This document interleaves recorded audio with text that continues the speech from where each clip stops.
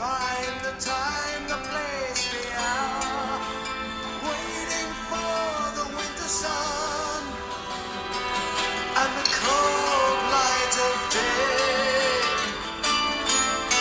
The misty ghosts of childhood fears. The pressure is building and I can't stay away.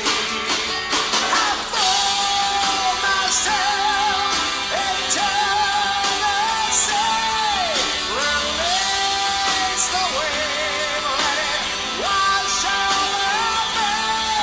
To face the fear I once believed.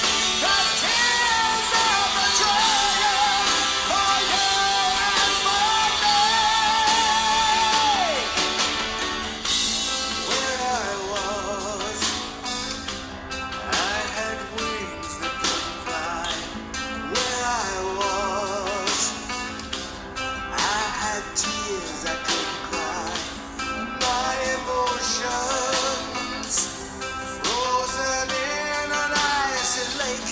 I couldn't feel them until the ice began to break.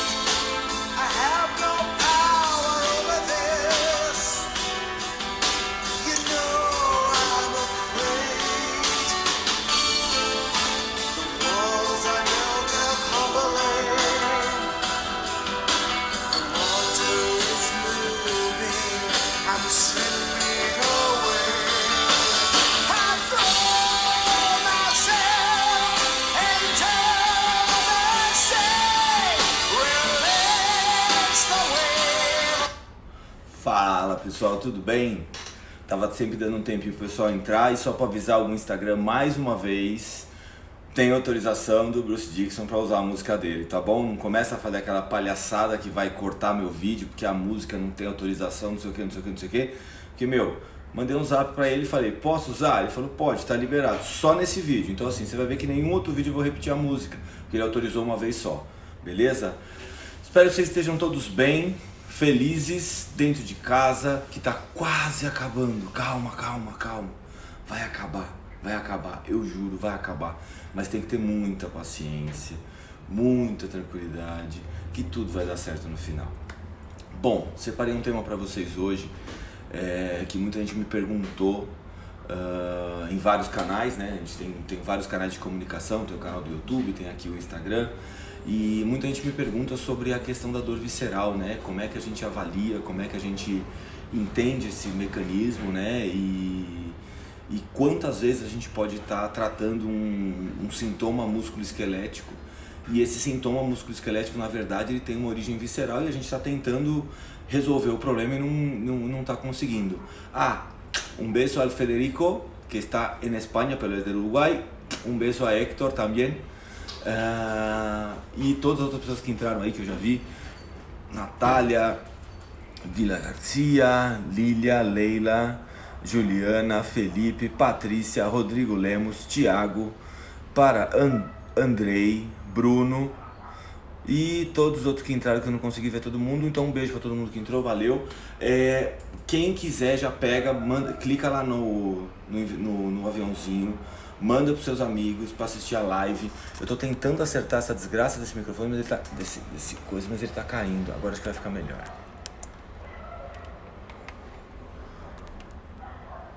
Ele vai caindo, tá vendo? Agora eu acho que parou. Então vamos entender um pouquinho esse mecanismo de dor visceral. Eu acho que a primeira coisa que a gente tem que entender é o seguinte: como que é, primeiro conceito de tudo, quando a gente vai falar de dor, a gente entende muito que assim, nossos receptores têm relação com dor. E quando a gente fala essa frase, que os nossos receptores têm uma relação com dor, a gente está errado. Por quê? Os nossos receptores são sinais de alarme. E os sinais de alarme não necessariamente estão relacionados com dor. Sabe como que vocês podem entender isso? Imagina o seguinte: você está andando pela rua, tá? Tranquilamente andando pela rua, aí você pisa num prego. O prego atravessa o seu pé, tá bom? E aí esse prego que atravessou o seu pé, você está olhando para baixo, você está vendo o prego atravessado no seu pé, saindo no peito do pé a ponta do prego. Aí você olha para baixo e faz assim, meu Deus do céu, e o pé começa a doer muito. Só que nessa mesma hora você olha para frente e você vê que tem 2 cachorros com a boca sangrando assim, ó, e com a corrente quebrada correndo na sua direção para te morder.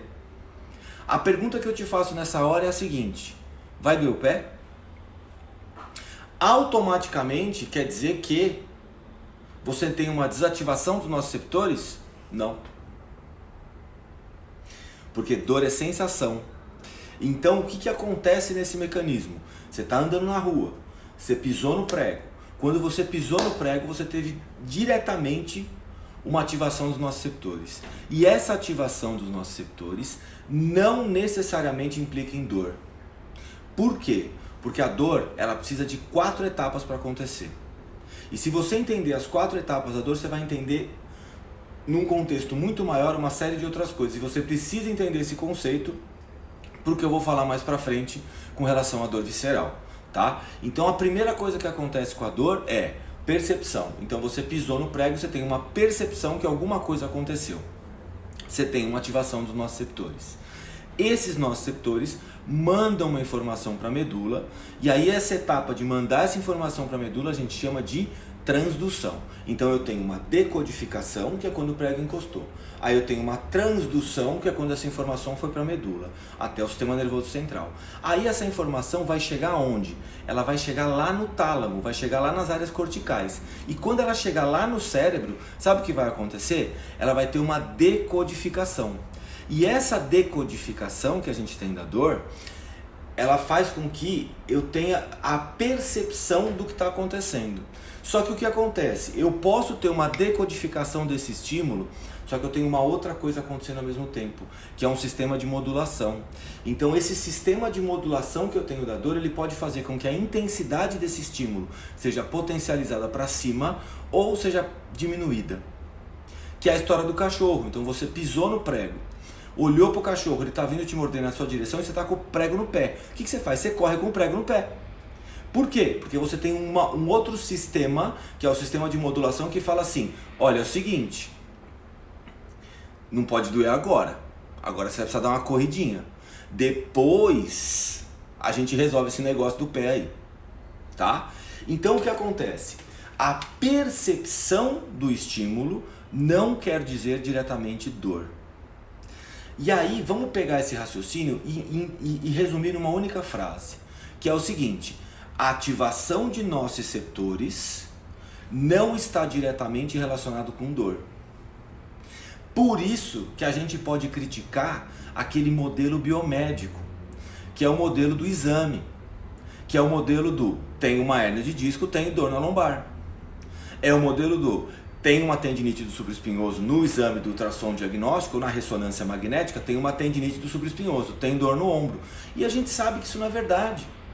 Só que deixou de ativar os nociceptores? Deixou de ter uma reação inflamatória? Não.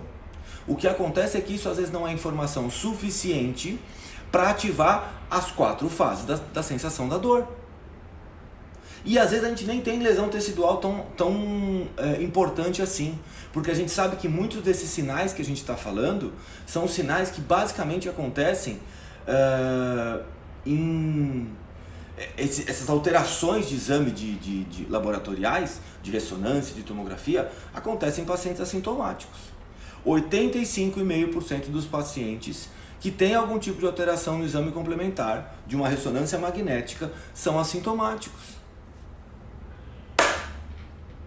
Então, nocicepção não quer dizer dor e alteração estrutural não quer dizer dor. Guarda esses conceitos agora, que eu vou explicar um pouquinho mais pra frente, que eu vou voltar nisso aí um pouquinho mais pra frente. Agora, o que vocês precisam entender? Seguinte, como é que a víscera dói? Tá? O que a gente tem que pensar? Na estrutura da víscera. Então, para que ela serve?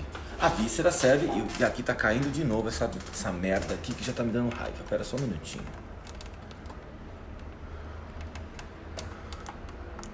Desculpa, viu? Mau jeito. Agora acho que vai ficar.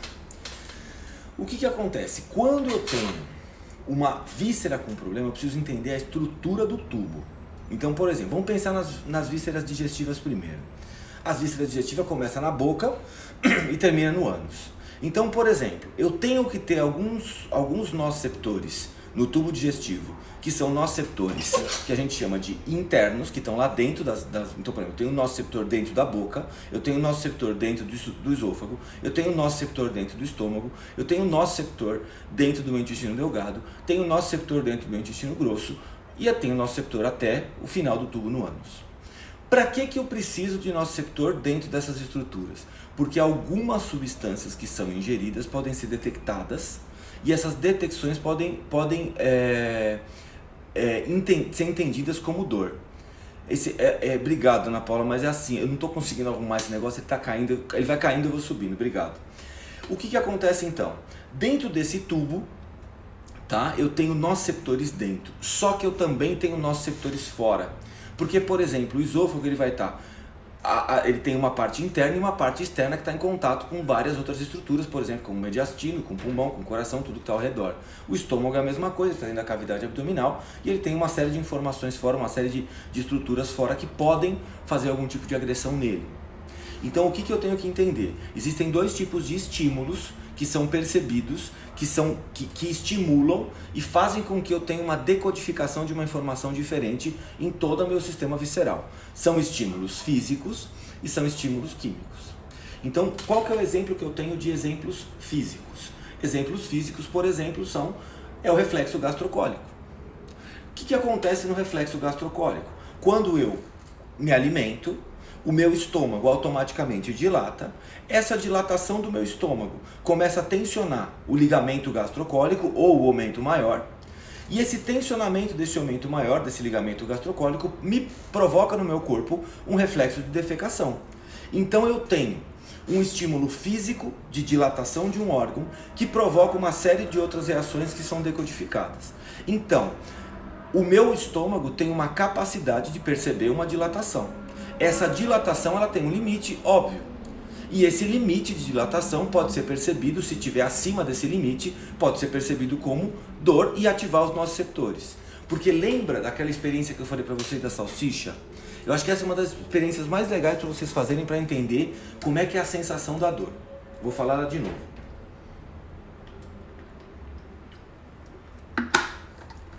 O negócio acontece assim. Você vai pegar 8 salsichas. Salsicha de comida. Tá? Você pega 4 e você vai deixar dentro de uma vasilha com água e gelo.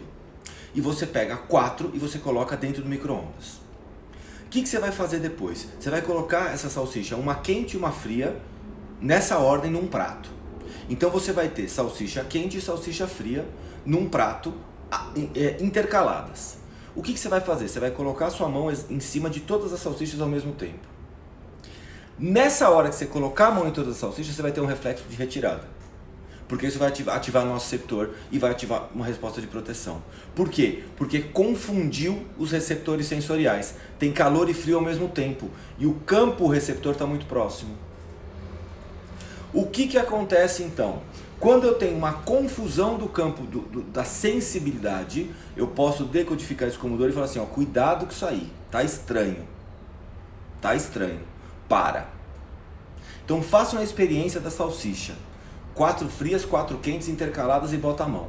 Só que o que é legal? Se você pegar a salsicha gelada e pegar a salsicha quente, você consegue segurar. Numa boa. O que você não consegue é encostar nas duas ao mesmo tempo. Quando você tem confusão da informação. Porque você tem uma terminação que percebe frio e outra que percebe calor. O que acontece na víscera? A víscera funciona a partir de estímulos físicos, como eu falei para vocês do reflexo gastrocólico, e estímulos químicos. Por exemplo, o que pode acontecer de estímulo químico? Quando eu tenho um contato de alguma substância doce na minha boca, eu libero uma enzima e essa enzima vai fazer com que o meu pâncreas comece a produzir insulina para preparar para a digestão dessa substância doce. Então, eu tenho também as vísceras funcionando a partir de estímulos químicos. Então o que acontece? Os dois reflexos que vão conseguir ser percebidos dentro do meu sistema visceral são reflexos físicos e são reflexos químicos. Agora, quando acontece desses estímulos físicos e químicos, não são reflexos, são estímulos, desculpa, comecem a decodificar a dor. Então eu separei para vocês aqui, quem tá lá no grupo do Telegram já viu os papers que eu vou falar. Quem não tá, clica no link lá na bio, que tem lá, grupo do Telegram. Você clica lá, entra no grupo do Telegram, e lá no grupo do Telegram tem todos os papers que eu cito aqui na live, tá bom? Então vocês podem entrar lá e pegar todo o material. Porque depois eu citava as coisas aqui e todo mundo ficava pedindo material. Então eu já coloco tudo no grupo do Telegram, todo mundo vai lá e pega. E se também não quiser ir lá pegar, também não pega. Problema teu. Escuta o que eu tô falando só. Então, seguinte. Ó, deixa eu pegar aqui o computador para poder ler o paper direitinho para vocês. Então a primeira coisa, o primeiro paper que eu vou falar para vocês, não é nem esse que está aberto aqui, é o outro. É esse aqui. Que fala o seguinte: qual é o mecanismo neurofisiológico da sensação de dor visceral? Beijo, Mari! Qual que é o mecanismo neurofisiológico da sensação da dor visceral? Então a primeira coisa que a gente tem que entender é o seguinte: a sensibilização visceral, a alteração de sensibilidade visceral, que é isso que é a percepção de dor visceral. Primeira coisa que eu tenho que lembrar é que ela é uma sensação que não é muito localizada. Por quê? Por causa da quantidade de receptores. Eu tenho receptores dentro das vísceras de forma muito diferente do que eu tenho no meu braço. No meu braço eu tenho muito mais receptores do que o que eu tenho no meu estômago, na parte de fora dele, especialmente, do que eu tenho no meu fígado. Por quê? Porque para atingir e provocar uma lesão tecidual no meu estômago, no meu fígado, eu vou ter que atingir primeiro a parede abdominal. E quando eu atingir a parede abdominal, o que vai acontecer? Eu já vou ter uma ativação muito grande dos nossos receptores. Então eu não preciso ter uma informação tão precisa assim. Por isso que a gente já tem que entender que as dores relacionadas a vísceras, elas nunca vão ser muito bem localizadas. Elas sempre vão ser um pouco mais difusas. Então, se a dor for na região abdominal, você vai perceber que ela vai ter meio que um quadrante, ela vai arrastar num trajeto um pouco maior. Nunca vai ser um trajeto tão pontual, por exemplo, como uma tendinite, que o paciente coloca o dedo e fala, não, é aqui que está incomodando. O que acontece? A gente tem 3 mecanismos básicos que provocam essa hipersensibilidade visceral. Tá? Então eu tenho 3 formas possíveis de provocar uma hipersensibilidade visceral. É uma hiperreação da víscera. E a hiperreação da víscera pode ser sentida como dor, e essa dor pode não ser que esteja só na víscera. E por que isso acontece?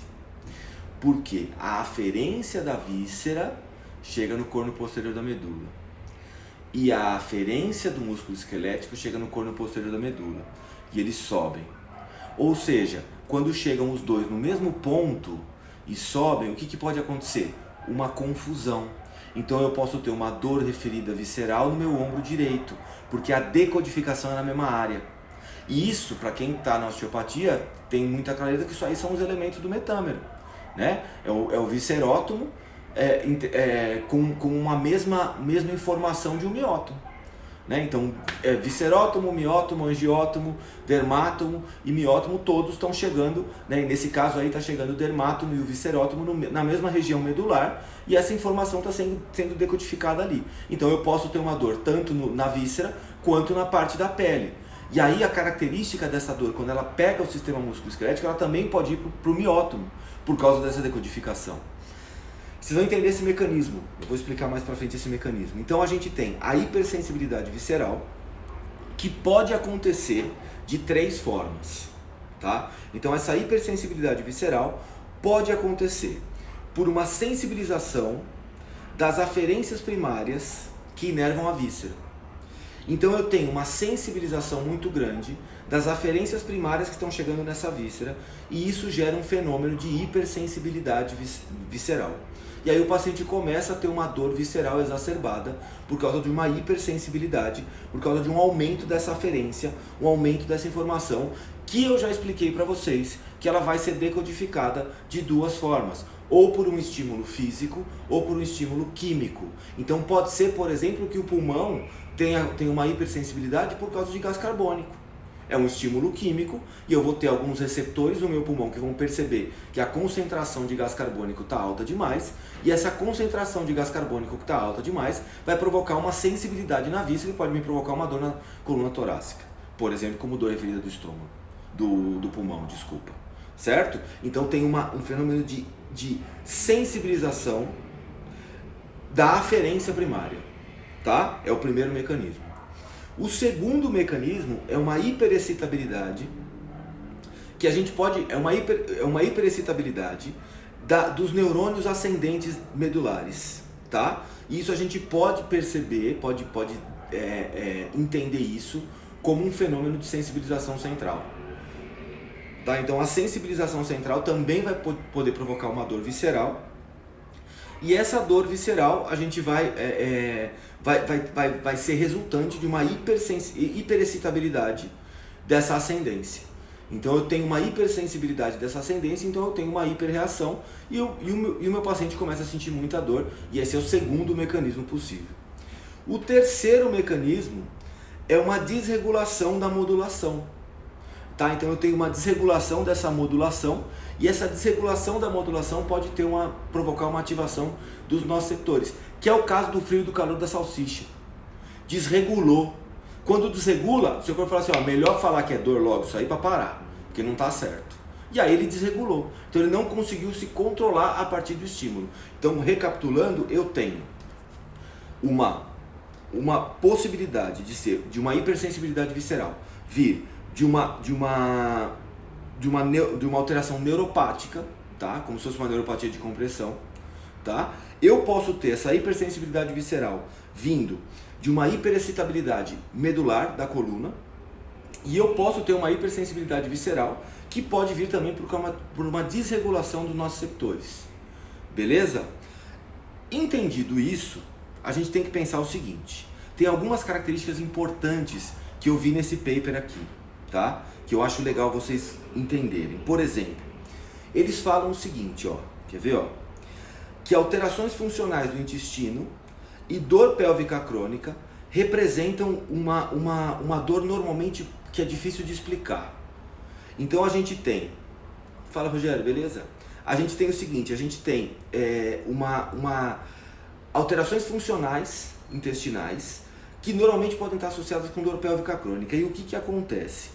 Esses pacientes, por exemplo, eles têm uma alteração em mais de um órgão para poder gerar isso. Porque assim, ó, 35% dos pacientes que têm alteração em 2 órgãos, por exemplo, uma alteração intestinal e uma alteração estomacal, eles sofrem de dor pélvica crônica. Então, se o paciente chegar para vocês no consultório com dor pélvica crônica, a gente tem 35% de chance desse paciente ter alteração em 2 órgãos. Então, o que são as alterações de 2 órgãos? Nessas 3 vias de mecanismo que eu falei para vocês, tá? Nesses três mecanismos, de alguma forma eles receberam uma alteração, uma informação ou física ou química para serem ativados. E aí, quando eles forem ativados em 2 órgãos diferentes, 35% das vezes esse paciente vai ter uma dor pélvica crônica. Então aí já é importante a gente já enxergar essa dor pélvica crônica num mecanismo diferente, né? Então a gente pode pensar na dor pélvica crônica não como só um problema dos órgãos da pelve menor. A gente pode pensar num problema de alteração do sistema visceral como um todo. Não necessariamente está na pelve menor, mas os órgãos da pelve menor podem provocar. E aí é um outro paper, deixa eu só abrir ele aqui para vocês. Aí tem um outro paper que fala dos órgãos da pelve menor. Peraí. Aqui, ó. Que ele fala o seguinte, que pacientes com alteração da pelve menor, com dor pélvica crônica, pacientes com alteração de dor pélvica crônica, normalmente tem alterações em esclerótomos da região pélvica, tá? E tem também o seguinte, alodinia é presente na região, porque eles fizeram assim, nesse estudo que eu tô aqui, eles fizeram o seguinte, eles pegaram 13 pontos de avaliação da pelve, só por palpação. O que eles perceberam? Que as mulheres com dor pélvica crônica tinham uma sensibilidade maior, quer ver? Ó, as mulheres sem dor pélvica crônica, nesses 13 pontos que foram avaliados, a pressão que se fazia ali era uma pressão entre 19,2 e 53 milímetros. Então dava uma pressão média de 30 milímetros de curso de pressão, né? E aí, para essas pacientes poderem sentir dor. Agora, as pacientes com dor pélvica crônica, 3,2 milímetros já sentiam dor naquele ponto. Ou seja, dor pélvica crônica acontece em 35% dos pacientes com alteração em mais de um órgão, acomete muito mais as mulheres e, além disso, as mulheres ficam com alodinia, ficam com hipersensibilidade ao toque. Então, um toque que não deveria incomodar, passa a incomodar. Por quê? Porque tem uma hipersensibilidade visceral. Percebe a confusão que causa? Porque essa aferência vai tudo junto, essa informação sensitiva vai tudo junto, tanto da pele quanto da víscera, tudo para o mesmo lugar. Quando isso vai ser decodificado, gera confusão. Lembra da salsicha? Quando tem confusão, eu tenho uma salsicha quente e uma fria chegando para ser decodificada. O que o seu corpo faz? Para, fio, tem alguma coisa errada aí. Não sei o que está acontecendo, mas é melhor você não continuar. Tem alguma coisa errada acontecendo aí. E ele entra em resposta de proteção. E o que é mais... Tem outros dados interessantes aqui, ó. Dor pélvica crônica acomete 15% das mulheres do planeta. É um bom nicho de mercado, tá? Então, se vocês quiserem pensar aí num nicho para vocês poderem trabalhar bem, mulher com dor pélvica crônica. 15% do planeta pode passar no seu consultório por causa disso. Mas tem que saber como é que trata, né? Isso que é o mais importante. Outra coisa que acontece que é interessante: desordens intestinais, alterações de função intestinal e dor pélvica crônica associadas. Então, se meu paciente tem alterações da função intestinal, então ele tem um intestino um pouco desregulado e ele tem dor pélvica crônica também, ele vai ter uma grande chance de ter uma dor lombar baixa. Então essa dor tem uma grande chance de subir um pouquinho. Por quê? Por causa da hipersensibilidade na região. E só isso. Tá? Então não é um paciente com uma dor lombar monstruosa, mas essa dor pélvica crônica vai ter uma tendência a ser um pouquinho mais alta. Se essa dor pélvica crônica é um pouquinho mais alta, a gente pode associar isso com algum tipo de desordem intestinal também. Beleza? Ó, se quem tiver pergunta, vai mandando a pergunta aí, tá bom? Que eu já vi que já passou 30 minutos e eu não falei metade do que eu já tinha preparado para falar para vocês. Porque aí eu fico tentando explicar e trazer exemplo mais concreto e tal, e acaba alongando. Então assim, quem tiver pergunta já coloca a pergunta aí, que quando der 45 minutos eu vou começar a responder as perguntas de vocês, beleza? Então eu queria falar esse negócio da dor pélvica crônica porque me perguntaram, tá? Então a gente tem que entender que as mulheres com dor pélvica crônica vão ter uma alodinia na região, e isso também vai estar associado com uma sensibilização central. Quem não sabe o que é uma sensibilização central, eu vou explicar de forma muito simples essa sensibilização central. Sensibilização central, imagina o seguinte, esse foi um exemplo que eu vi, que eu acho que foi um exemplo que eu ouvi, que eu achei que foi o exemplo que mais encaixou, né, num bom entendimento, numa sensibilização central. Então imagina assim, ó, você tem um estacionamento, nesse estacionamento você tem vários carros lá no estacionamento. E todos esses carros estão lá, tá tudo tranquilo, maravilha, solzinho, tal. De repente, um carro toca o alarme. Por algum motivo o carro vai lá e toca o alarme. Esse carro que tocou o alarme, por causa da ressonância do alarme desse carro, ele começa a tocar o alarme de carros que estão de um lado, do outro, na frente e atrás. E aí você chega no estacionamento, você tem 8 carros, 10 carros com o alarme tocando e você não sabe exatamente de onde começou o problema. Você não sabe o que aconteceu para gerar aquela hipersensibilidade nos alarmes. Entendeu a associação? O que é uma sensibilização central? É uma hipersensibilidade das áreas de codificação do cérebro, como se fosse aquele carro. Então é assim, eu tenho uma área que cuida da sensibilidade do ombro, eu tenho uma outra área que cuida de uma emoção. Eu tenho uma outra área que cuida de uma área motora. Eu tenho uma outra área que cuida da fome. Essas áreas, às vezes, no cérebro, elas começam a se sobrepor. E essa sobreposição é quando um alarme começa a ligar o alarme do outro carro. Mas um carro só que tentaram quebrar o vidro. Não foi de todos. Mas todo mundo começou a tocar o alarme. Então, o que é a sensibilização central? É um paciente com uma hipersensibilidade, uma hiperdecodificação cerebral que está produzindo dor aleatória. Então o paciente com sensibilização central é aquele paciente que vem assim e fala assim: doutor, hoje está doendo na cervical. Aí você trata. Aí ele volta na outra semana e fala assim: agora aquela dor desceu, foi pro ombro aqui, ó. Agora está aqui no ombro, na parte da frente. Aí você trata e fala assim: agora está aqui no cotovelo. E aí desse cotovelo passa pro outro, não sei como. Aí na outra vez passa pro joelho. O que acontece? É aquela dor que passeia, é aquele paciente hipersensível que sempre dói, sempre incomoda e normalmente isso está associado com desautonomias. Então ele vai ter também alteração de apetite, alteração de sono, muitas vezes ele tem alteração de humor. Tá? Então o paciente com sensibilização central é um paciente que tem uma tendência a ser crônico, tá? Se ele já não for. Tá? Então ele tem uma grande chance de ser um paciente crônico. Então nesse paper que eu falei aqui da dor pélvica, esse paper eu não pus lá no grupo do Telegram ainda, vou pôr agora depois da live, tá?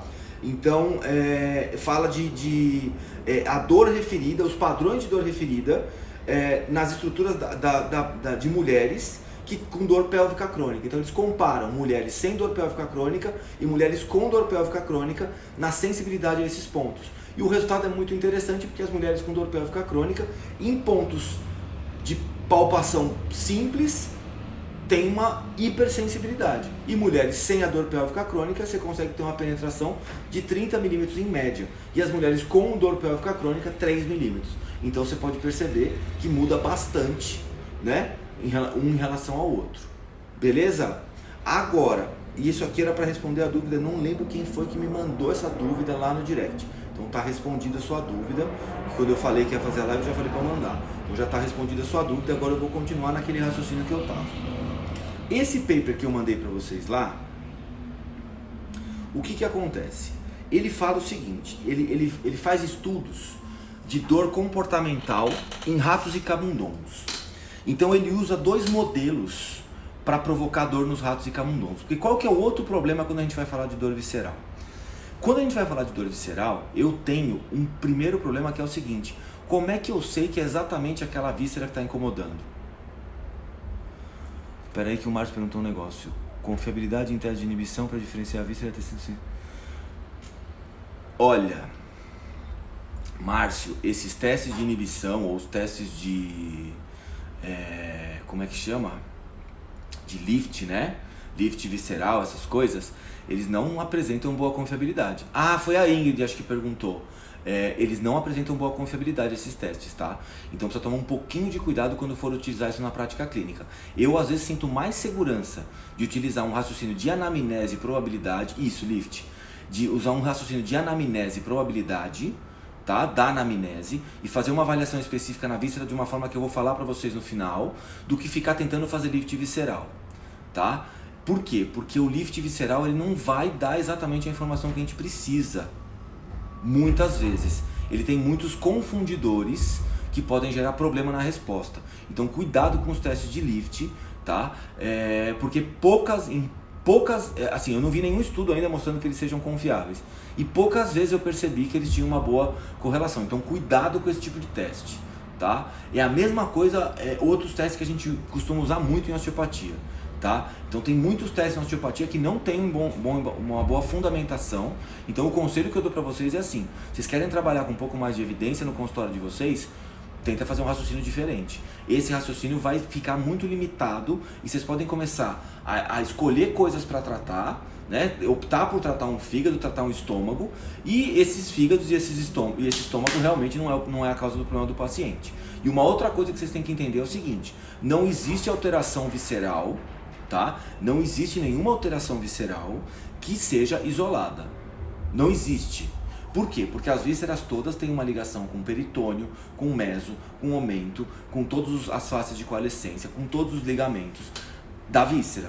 Então elas são praticamente unidades funcionais juntas. Então não existe uma disfunção visceral única e localizada. Deixa eu subir de novo aqui a minha coisa, que ela cai. Tá? Então não existe disfunção visceral localizada. É impossível você determinar e falar assim: vou trabalhar só o estômago. Não dá. Não dá. Esse paciente não existe.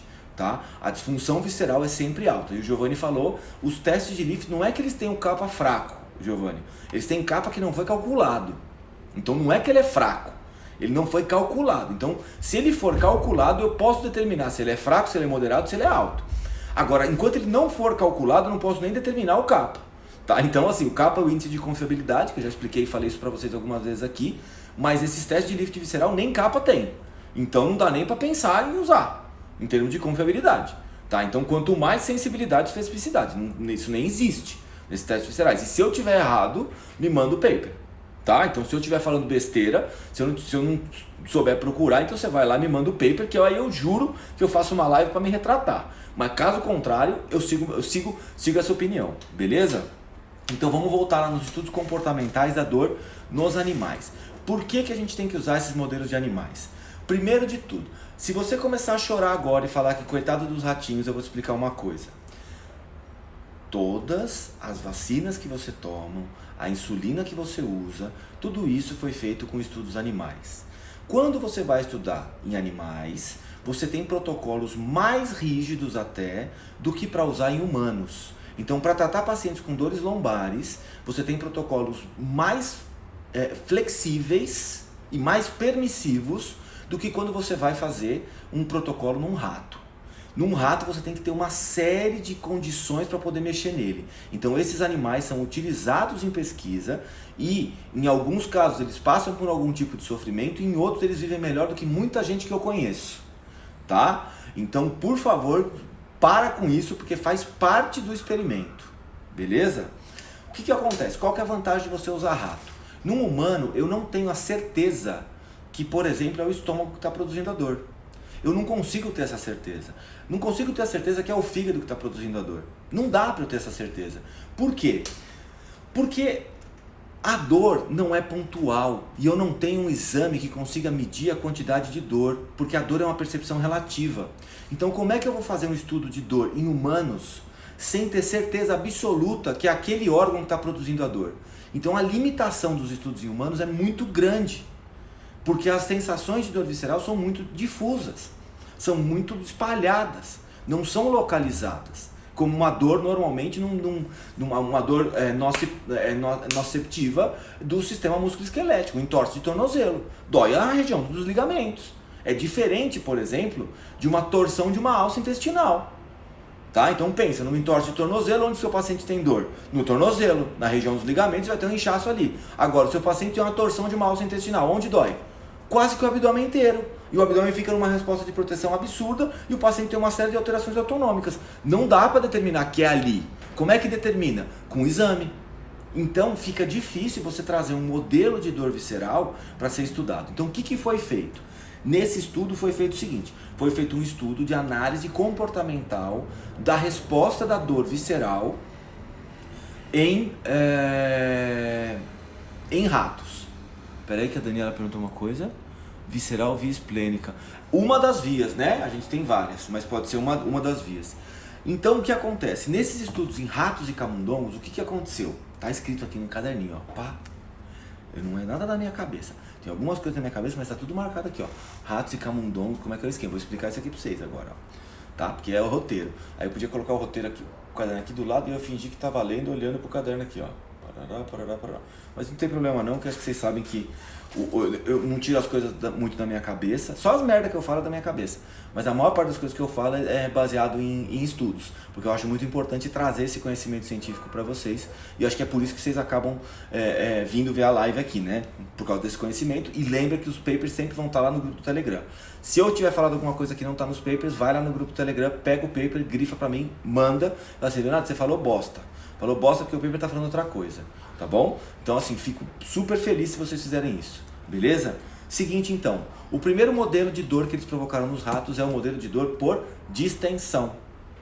O que eles fizeram então? Eles abriam a barriguinha do rato e eles distendiam um órgão de forma muito significativa. Então eles puxavam o órgão, esticavam esse órgão de um jeito, pra quê?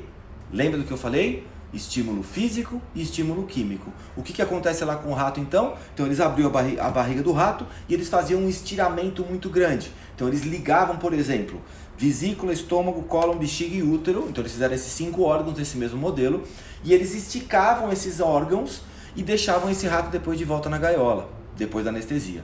O que acontecia com esses ratos então? Nesse modelo de distensão, nesses órgãos específicos, que foi utilizado, vou falar mais uma vez, vesícula, estômago, cólon ascendente, descendente e transverso, sigmoide reto não foi utilizado, bexiga e útero. Depois que você fez o modelo de distensão desses órgãos, o que aconteceu? Esses ratos eles tiveram basicamente, tá, 2 respostas importantes. A primeira resposta importante que esses ratos começaram a ter foi que eles tinham um reflexo somático ativado. E o que era interessante nisso? Por exemplo, quando o rato tinha uma distensão da vesícula, ele andava na gaiolinha dele, no aquáriozinho dele, fazendo somente curvas para o lado do órgão que estava distendido.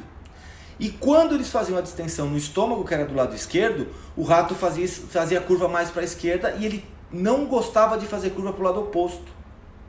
Por quê? Qual que é o modelo provocativo de dor? Distensão. Então, se eu tenho uma distensão de um órgão do meu lado direito, automaticamente, se eu inclinar para o lado oposto, eu estou distendendo mais. Então, eu estou aumentando a informação lesiva, que é de distensão. Então, o que esses ratos faziam? A primeira coisa era um reflexo somático, onde eles tinham preferência pelo movimento para um sentido e para outro não. Isso já pode abrir a nossa cabeça para um negócio: postura antálgica. Quantos pacientes aparecem no nosso consultório com inclinação direita limitada e inclinação esquerda livre? Percebe que é o mesmo raciocínio? Por que será que tem a limitação de inclinação para um lado e para o outro? Ele está estirando alguma coisa. Não é isso? É isso mesmo, Thales.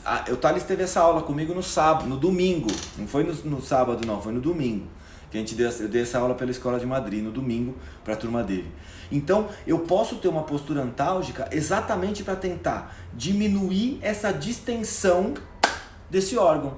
Fala, Alice, minha paciente. Beijo, Alice. Se cuida, hein? E eu vi sua live outro dia, hein? Você nem falou comigo na live. Vou entrar depois de novo, você fala comigo, hein? E aí eu tenho uma outra coisa nesses ratos. Então, depois desse modelo de distensão, colocavam os ratos na gaiola, a primeira coisa que se percebia era um reflexo somático, onde eles tinham uma modificação do padrão de movimento. Então, o nosso paciente com uma modificação de padrão de movimento, a gente pode suspeitar de uma dor visceral. A segunda coisa que acontece também é que os pacientes tinham uma alteração autonômica. E qual era a alteração autonômica que esses pacientes apresentavam? Eles tinham um aumento da pressão arterial e um aumento da frequência cardíaca. Ou seja, o nosso paciente vai chegar com um aumento da pressão arterial, um aumento da frequência cardíaca e uma postura antálgica. Como é que eu vou saber se isso é visceral ou não? Ele vai ter uma limitação de movimento do músculo esquelético. Sabe como que eu vou saber se isso é visceral ou não? Conhecendo o histórico de saúde desse paciente. Como é que eu sei se o desequilíbrio é visceral ou não? Eu preciso conhecer o histórico da víscera. O senhor tem gastrite? Tem azia? Tem queimação? Tem boca seca? Tem boca amarga? O intestino funciona bem? Seu fígado tem algum problema? O colesterol está normal? O triglicérides está normal? O senhor sente fraqueza? O senhor se sente muito cansado? Tem algum tipo de inchaço em extremidade, em braço e perna? Isso tudo está relacionado com o metabolismo. Então a gente precisa aprender a fazer as perguntas na anamnese sobre o metabolismo do paciente para eu poder fazer correlação. Porque alguns desequilíbrios músculo-esqueléticos vão ser de origem visceral. Então, voltando para o estudo aqui, nesse modelo da distensão, eles estudaram vesícula, estômago, cólon ascendente, transverso e descendente, bexiga e útero. E aí, os ratos tiveram como resposta um reflexo somático e um reflexo autonômico. O reflexo somático era uma preferência de mobilidade num sentido e uma dificuldade de mobilidade em outro sentido, no sentido oposto. E eles tinham um reflexo autonômico, que era uma alteração da frequência cardíaca e da pressão arterial, sempre para cima, sempre para o estresse. Então a pressão arterial aumentava um pouquinho e a frequência cardíaca aumentava um pouquinho. Tudo bem? Então, nosso paciente com dor visceral, o que ele vai apresentar? Ele vai apresentar uma postura antálgica e ele vai apresentar uma desautonomia. O que eu preciso fazer? Eu preciso avaliar, fazer as correlações necessárias e saber aonde eu tenho que mexer. Qual é a víscera que eu tenho que resolver o problema, mas o que eu tenho que lembrar é que, muitas vezes, só fazer o trabalho manual na víscera não vai resolver. Porque lembra que a alteração pode ser física ou pode ser química. Se a alteração for química, eu vou ter que olhar a alimentação desse cara. Eu vou ter que saber quanto de estímulo químico e metabólico esse órgão está recebendo e se está faltando alguma coisa. Se tiver faltando alguma coisa em termos metabólicos para esse órgão, é ali que eu vou ter que mexer. Então eu vou ter que encaminhar esse paciente para uma nutricionista, tá? Para entender esse metabolismo, e dependendo do grau, eu posso até que encaminhar esse paciente ou para um clínico geral ou para um gastro, como já aconteceu comigo, de chegar um paciente no consultório com uma dor e limitação de movimento muito grande no ombro, e o que ele tinha na verdade era uma pedra na vesícula. E pelo histórico dele dava exatamente a entender que o problema ali não era músculo esquelético. Porque a grande diferença é que assim, a alteração visceral, ela não tem um padrão. Quando a alteração do sistema músculo esquelético, sempre aquele movimento vai incomodar. Quando é visceral, nem sempre. Às vezes sim, às vezes não. Tá? Peraí que o Thales perguntou um negócio. Esse aumento de frequência cardíaca e pressão não pode ser entendido pela dor? É pela dor. A dor está provocando essa alteração autonômica. Entendeu? A dor está provocando um estresse autonômico que o paciente responde por aumento da frequência cardíaca e aumento da pressão arterial. E olha o Dan. Receber a história relatada diretamente é mais importante que colher. Exatamente. Aí assim, Dan, a gente precisa ter técnica para colher a informação, né? A gente precisa desenvolver técnica para colher a informação de forma adequada, sem induzir o paciente na resposta, muito bem observado, né? Sem induzir o paciente na resposta e entendendo exatamente quais são os sistemas que estão se descompensando. Ainda nesse estudo, eu tenho um outro modelo que foi estudado também. Para tentar estudar um modelo químico provocativo, a gente tem que estudar, eles estudaram por um modelo inflamatório. E nesse modelo inflamatório, o que acontece? Não adianta nada de estender um fígado, né? Não adianta nada de estender um órgão que é muito maciço como um rim. Então o que eles fizeram? Eles utilizaram esse modelo inflamatório para outros órgãos que não conseguia fazer o modelo de distensão. Então eles pegaram os ratinhos e deram uma injeção com uma substância química. E essa substância química provocava uma hiperalgesia local, uma irritação local, né? E essa irritação local e esse modelo, né, de dor química foi utilizado no cólon, na bexiga e na vesícula, tá? O que aconteceu com esses ratinhos? A mesma merda. Os ratinhos tiveram um reflexo somático e tiveram um reflexo autonômico. Então, tanto no modelo de dor físico quanto no modelo de dor químico, os ratos tiveram exatamente a mesma resposta, por duas vias, uma via somática e uma via autonômica. Então, quando o meu paciente tiver uma alteração, uma postura antálgica, uma preferência de mobilidade num sentido, eu já posso suspeitar de um desequilíbrio visceral. Mas o que vai determinar essa suspeita é exatamente o caminho que eu vou fazer lá na anamnese.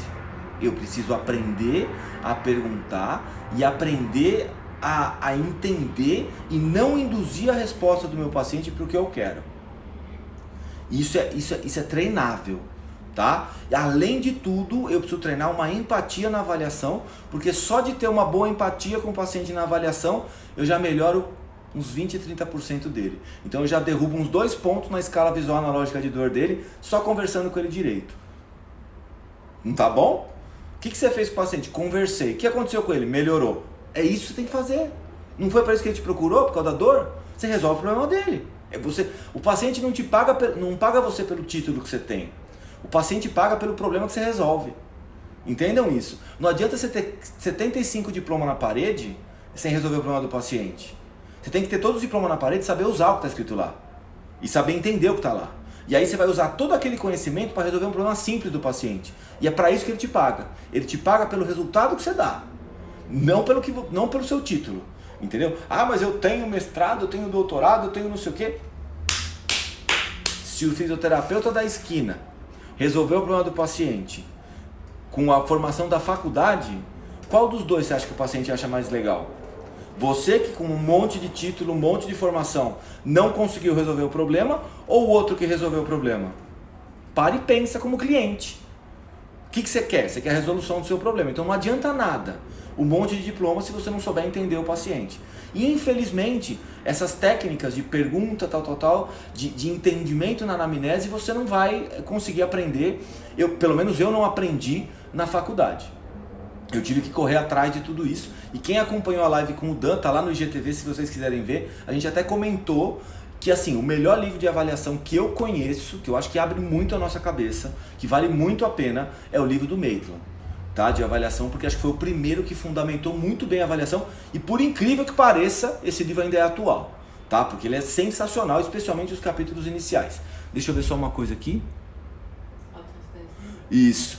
Falei, o Thales falou, falei isso outro dia, o paciente paga pelo resultado, né? É exatamente isso, é a realidade. Thales, é assim, ó, só sabe isso quem trabalha no dia a dia do consultório, né? O paciente paga pelo resultado, não interessa quem você é, entendeu? Ele paga pelo resultado que você dá. Se você não der resultado certo, amigão, abraço, ele vai no vizinho.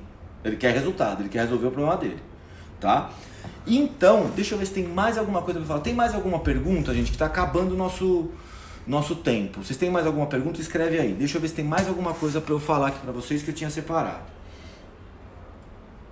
Se tiver pergunta, pode ir mandando aí que eu já vejo, tá? Então aqui o artigo da dor pélvica crônica que eu já comentei com vocês. Esse artigo aqui, o que ele fala? Aqui ele faz aquela conclusão. E esse outro artigo aqui, quer ver o título dele? Ó? Visceral Pain, The Ins and Outs, The Ups and Downs. Então aqui ele mostra exatamente esses experimentos que eu falei para vocês. Esses experimentos de distensão, de químico, da dor e tal. Então esse artigo que tá tudo lá no grupo do Telegram. Quem quiser vai lá, pega lá o artigo, dá uma lida que está descrevendo todos esses mecanismos, tá? A gente tem que lembrar também da importância, quando a gente fala de dor visceral, da importância do sistema nervoso entérico, né, do sistema nervoso intestinal. Então a gente sabe que uma alteração nesse eixo, né, nesse eixo que a gente chama do cérebro e intestinos, né, a gente vai ter uma desregulação autonômica com muito mais facilidade, especialmente por causa da liberação de serotonina, que 90% da serotonina que a gente produz é liberada pelos intestinos. Então alterações de função intestinal e alteração desse eixo, eu tenho uma diminuição muito grande da sensação de bem-estar do meu paciente, porque ele não tem serotonina. Então isso pode gerar uma série de problemas de desautonomia. Então lembra de olhar bem o intestino do seu paciente, ele tem que estar funcionando direitinho, tá? Porque se ele não estiver funcionando muito bem, isso já pode ser a causa da desautonomia do seu paciente, beleza? Então, acho que é só por isso. Deixa eu ver se tem mais alguma pergunta. A relação do sécum e do sigmoide com dor na região anterior da coxa. Estase visceral? É assim, como eu falei no começo, não dá para você determinar muito bem as dores referidas viscerais. Exatamente porque a gente não consegue medir muito bem. Então a gente tem regiões aproximadas, tá, de dor referida, mas a gente não pode afirmar exatamente por que acontece ali. E normalmente as dores referidas na pele e no músculo esquelético acontece porque a sensibilidade dessas duas vias chega no corno posterior da medula, tá? Então como as duas chegam juntas e sobem juntas para serem decodificadas, eu tenho ligado esses dois alarmes ao mesmo tempo, tá? Então normalmente segue mais ou menos um mapa de dermato e miótomo para a gente pensar na dor referida. Então tem que pensar nos elementos do metâmero, para a gente entender um pouquinho do mecanismo de dor referida, tá bom? Galera, então eu vou agradecer a todos vocês, tá? Que hoje foi bem legal, gostei bastante das perguntas, continuem mandando as perguntas e eu vou... Qual víscera sofre mais alteração e maior frequência? Não sei te falar. Héctor, no sé decir, pero... Yo creo que los intestinos son un poco peor porque son más grandes, ocupan más espacio y todo eso puede ser un facilitador de dolor, tá bien? E para vocês vou falar o seguinte, amanhã, tá bom? Vai começar umas lives de terça-feira e ó, eu queria avisar que na quinta-feira passada fiz a live com o Dan e eu comecei a quinta-feira dos monstros. Então quinta-feira, toda quinta-feira, aqui no Instagram vai ter live com monstros da fisioterapia, tá bom? Então na quinta passada o Dan inaugurou a Quinta dos Monstros e nessa quinta vai ter um convidado especial. Mas amanhã vai ter uma outra live muito legal com o Rodrigo Ângelos, que é lá de Porto Alegre. O Rodrigo Ângelos a gente vai conversar sobre desfiladeiro torácico. Então amanhã fiquem ligados, às 18 horas a gente vai falar sobre desfiladeiro torácico e quinta-feira tem live dos monstros. Só vai ter monstro da fisioterapia quinta-feira aqui, tá bom? Só os grandes têm lugar na quinta-feira, certo? Obrigado, galera. Beijo. Vai ficar no IGTV e vai ficar no canal do YouTube. Você pode assistir por qualquer um dos dois lugares, tá bom?